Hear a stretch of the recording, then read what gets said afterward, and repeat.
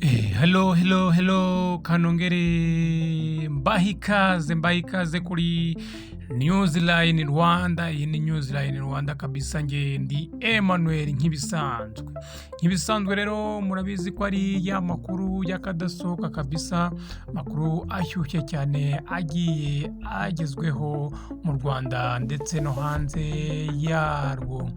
Ubu rero twibanda mu gihugu cyacu cy'u Rwanda, ni abana babiri kabisa b'abakobwa, ni Vestina na Dorcas, aho aba bana indirimbo yabo yitwa Ihema.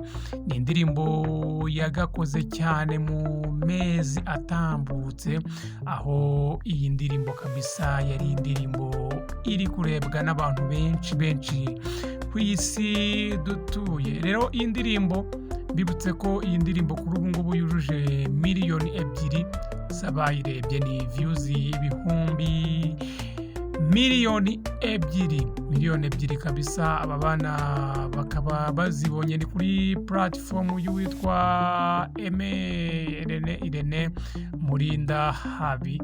Uyu rero niwe usanzwe abafasha, ariwe manager wabo.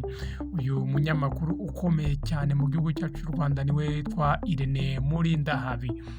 Ni Vestina rero Dorcas bamaze iminsi bacecetse cyane, aho abantu bagiye bibaza ese Dorcas na Vestina baherereye he muri uyu mwaka, ko batari gukora muri aya mezi asoza umwaka. Rero ni abakobwa babiri.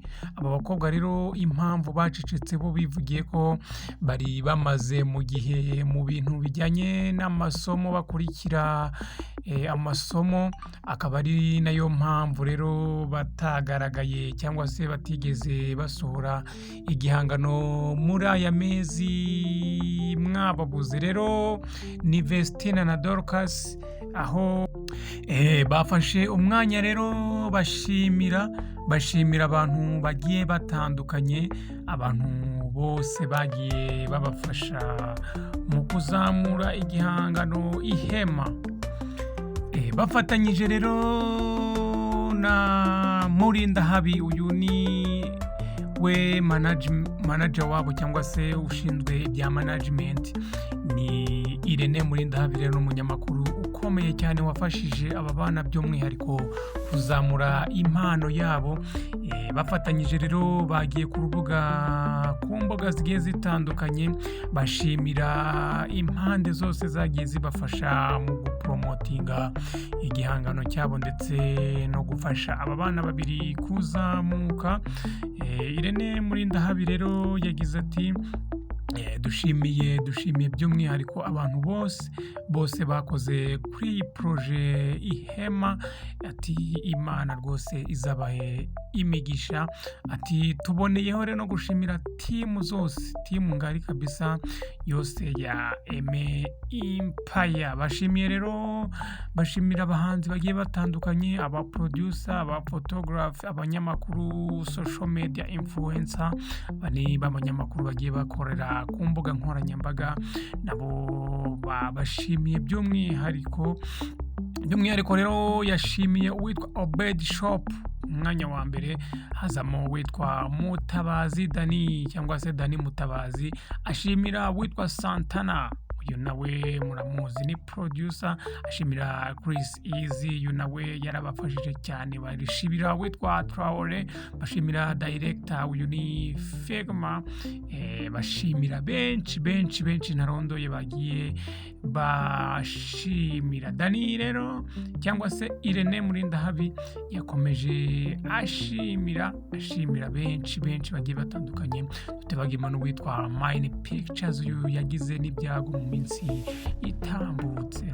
Rero yaje kunyura ku ruhande avuga ko hari indi proje kandi irasohoka muri 2025, maze bafata umwanya wo gushimira aba bakobwa bombi. Bashimiye ababafashije bose ndetse bashimira producer wabakoreye iyi ndirimbo. Bashimira Irene Murindahabi rero nawe wabafashije mu imyaka yose itambutse kuva batangira umuziki wo guhimbaza Imana. Rero ni nayo mpamvu bafatiye hamwe gushimira n'abantu bagiye babareba, bakabazamurira icyizere, bakabaterera kabisa agatebe kuri izi mbuga nkoranyambaga, bakabahanga amaso. Rero bafashe umwanya bifuriza abantu bose umwaka mushya muhire wa 2025, bishimira intambwe bagezweho, babwira n'abandi ati mukomere cyane kandi Imana dukorera ntago ari bayari. Babibutsa ko indirimbo zabo kabisa mwakomeza kuzihanga ijisho. Rero nge ndi Emmanuel, iyi ni Newsline Rwanda. Kora subscribe niba utarayikora kugira ngo ujye ubona amakuru ashyushye cyane. Ciao.